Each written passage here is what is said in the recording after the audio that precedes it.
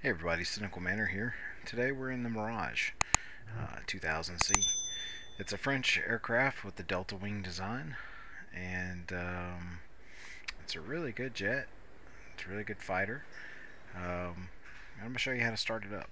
So we'll go inside the cockpit. First thing we're going to do, we're going to pull the parking brake here on the right. Just right click on that.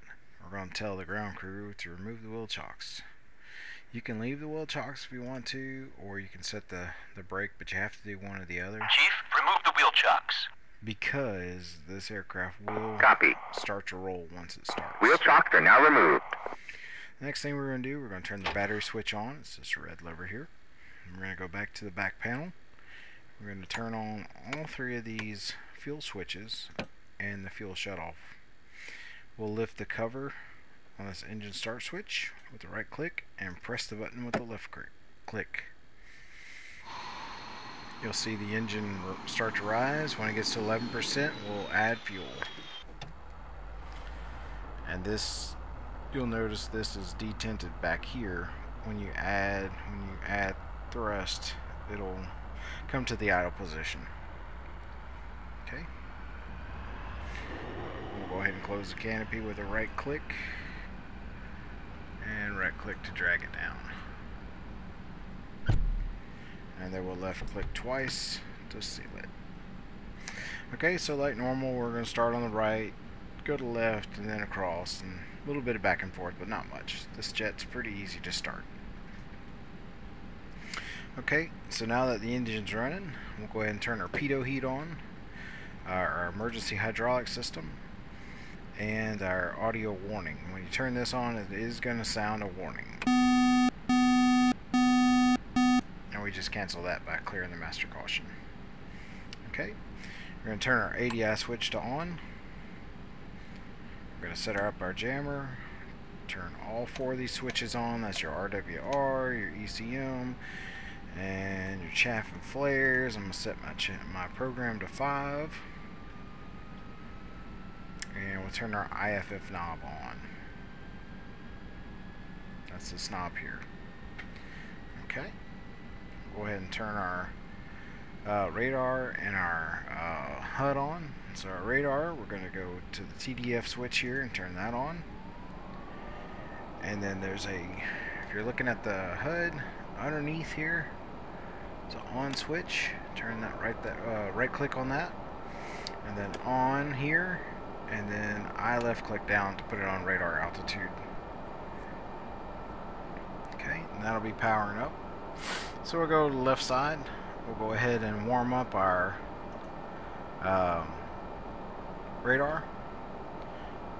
Right click here to do a start the test on the radios. Turn our lights on. We'll even turn the formation lights on. And we'll right click here on this knob to turn our UHF radio on. Okay.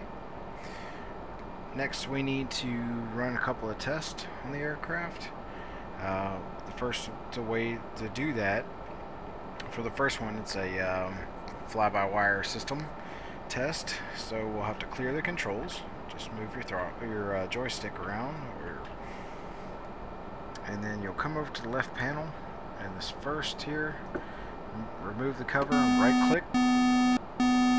You'll get an audible warning. You can just silence that, and you can see it's doing its thing here, moving the rudders and the ailerons around. We'll go out and take a look, and you can see it's happening there, and that just creates a test.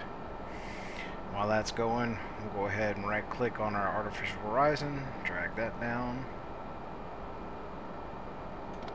and release, and that'll remove that little marker flag.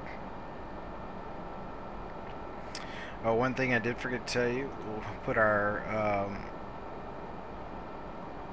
INS selector knob in standby. Go ahead and warm that up so we can do an alignment.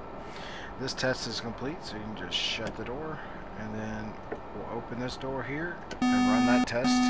And that's for your autopilot system. It doesn't take long, a few seconds.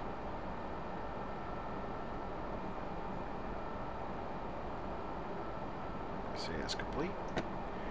And you just have to hit the autopilot to clear those codes.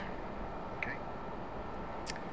Alright, now that the last thing to do, we'll go ahead and our INS knob over here, we're going to put that in STS. And selector is going to go over to STH, which is stored heading. Okay, you'll see a 0 up here. Go over to the validate button, just click that. It'll come up with 100. Give it a few seconds and it'll start counting down. Once it gets to 0, we'll be aligned. That's the fastest way to align this jet that I've found. While you're aligning, you don't want to add any stores to the aircraft because it creates movement in the aircraft and it may throw it off. So either do it beforehand or after. I like to do it after, that way I've got max fuel and everything for takeoff. But it doesn't take very long. It's already counting down.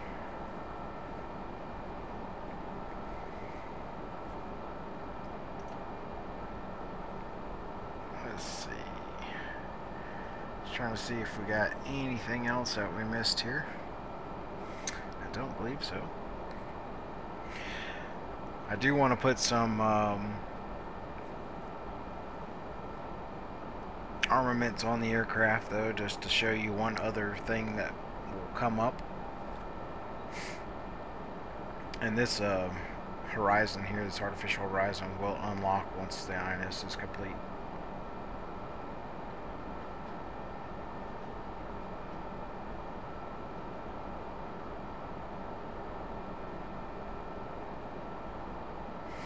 $14 seconds left and we'll have that done.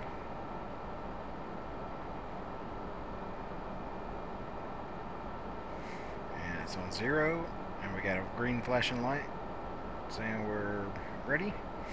So we'll go ahead and move this over to nav and move that back to in. And we are ready to rock.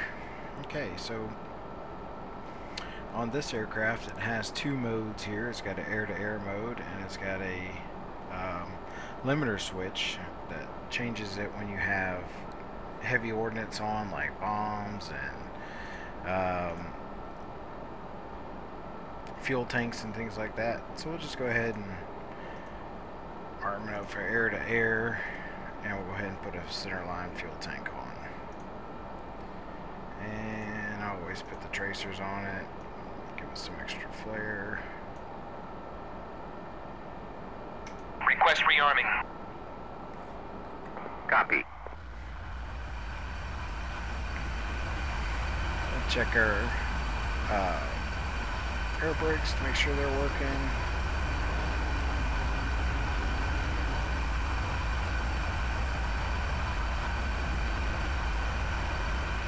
Just waiting for the armaments to finish so I can show you this other switch.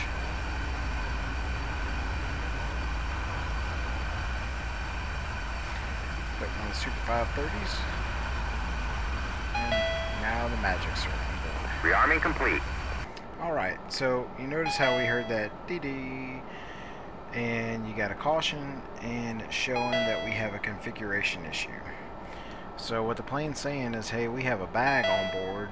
We don't need to be able to pull as many G's as we can in air-to-air mode. So you just configure it down and clear the caution. Now the configuration switch light is gone, and we're ready to taxi.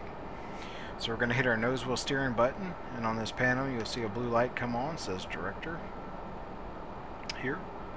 And over to our left, we'll right click once for a taxi light, and we'll turn our parking brake off. And as you see, we are rolling, and I'm not giving it, there's throttle, throttle's off. And I'll stop, and you can see it rolls. That's why I said keep the wheel chocks on or either keep the brake on. So we have to give it a pretty good bit of power to get going here, and we can slack off.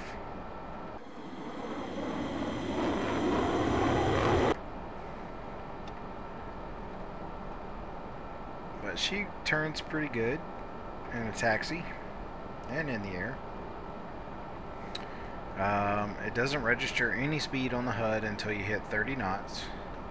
And if you're at 30 knots and you're trying to turn, she's going to go off the taxiway. She just won't turn that tight.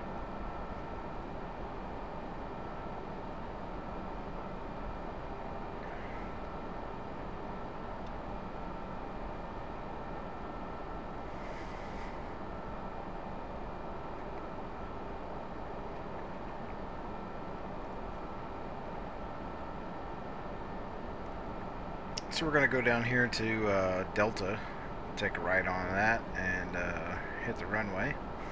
And I'll explain takeoff. See, we're at 32, so it's showing up now. That's fine in a straightaway. A little fast, but...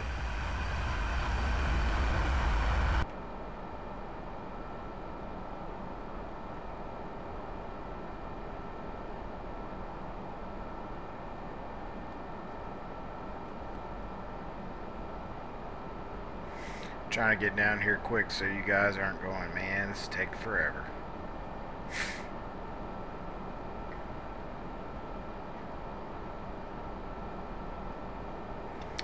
So here's Delta coming up here. We're going to take a right on that, and then you can see there's the runway right there.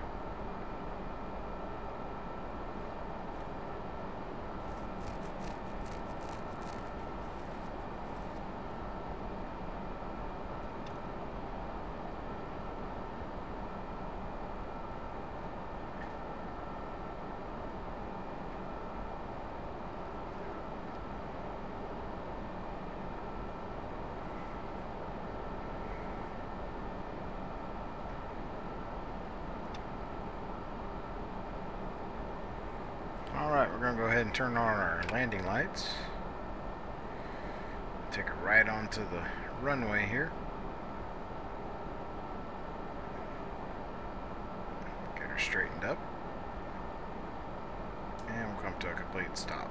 I'm going to put on the parking brake just so I can explain a few more things. Alright, so we have a bag on board. We have a center tank. And we only got that caution light because we put the brakes on. So we got 3,970 liters. The aircraft has 3,160. This is with the fuel bag. This is your bingo. We're going to set it. You can set it before you take off or as your startup. I just forgot, honestly. So that's why I'm going over it now.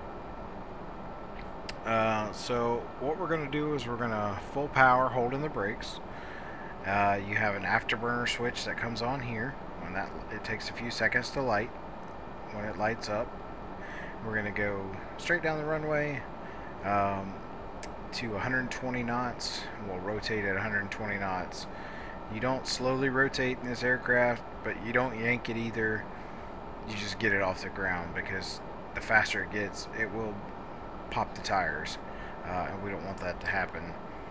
So we'll rotate at 120. She'll come up about 135, 140. Okay. The nose wheel steering will come off at 80 knots. We'll have rudder authority there, and we'll go ahead and take off. So I'm holding the brakes, full power.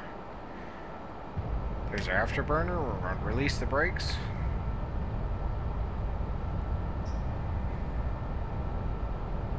Nose wheel steering's off, as you can see. It's 120. We're going to rotate, and we're coming up. Gear up.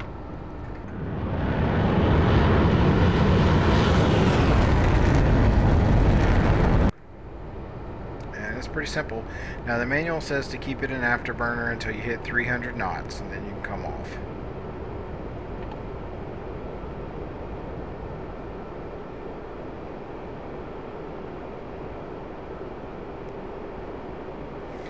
That's pretty easy. The Mirage is a great fighter. A lot of people don't use it on DCS just because the radar is a little wonky sometimes, but it's not bad. It's just hard. You get a lot of ground clutter on here sometimes, but pretty good plane. With these Delta wings, she can definitely maneuver. Even that we're in the kind of the lower setting in the plane, she'll still come around pretty quick. You can see her. still climbing. Go for some afterburner here.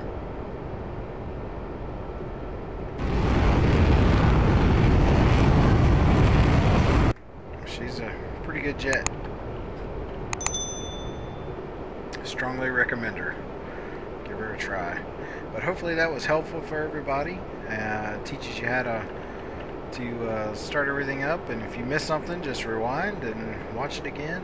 But it's all there. And thank you for watching, and like and subscribe. And we'll see you next time.